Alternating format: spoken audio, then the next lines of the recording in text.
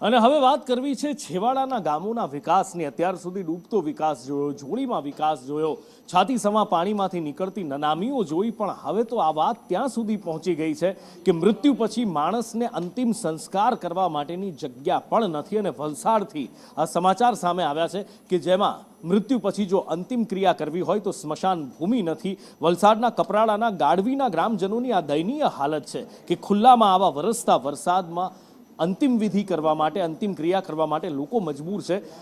જાવેદ પાસેથી જાણીએ, શું જાવેદ, આ જે જગ્યા છે, આ જે તાલુકો છે, આ જે જમીન છે, શું એ ગુજરાતમાં નથી આવતી? જો ગુજરાતમાં આવે છે તો શું એ ગુજરાતના કોઈ નેતા, કોઈ અધિકારી, કોઈ બાબુના ધ્યાનમાં નથી આવી કે પછી ધ્યાનમાં આવી છે અને જાણી જોઈને અવગણના કરવામાં આવી રહી છે?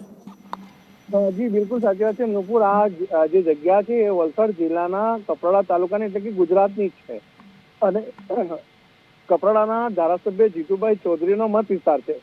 આ ગામના લોકોનું કહેવું છે કે અહીં જે ગ્રુપ ગ્રામ પંચાયત છે તે 4 થી 5 જેટલા ગામો મળીને આ ગ્રુપ ગ્રામ પંચાયત છે અને ત્યાં આ પ્રકારની દુર્દશા છે કે સ્મશાન ભૂમિ માટે માંગ કરવામાં આવી છે, પરંતુ ત્યાં કોઈ પણ પ્રકારની સ્મશાન ભૂમિનું છત જે બનાવવામાં આવ્યું નથી અને સરપંચને વારંવાર તેઓ રજૂઆત કરી છે, છતાં સરપંચ તેઓને જવાબ આપતા નથી।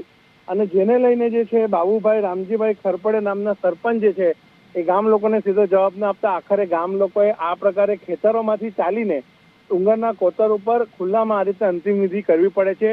ત્યારે તેઓની એક જ માંગ છે કે આ પ્રકારના ગામોની અંદર જ્યાં વિકાસ પહોંચ્યો નથી ત્યાં આ રીતે માત્ર સ્મશાન ભૂમિની માંગ હોય છે તો સ્મશાન ભૂમિ જલ્દીથી જલ્દી બને અને તેઓની આ જે સમસ્યા છે તેનો નિરાકરણ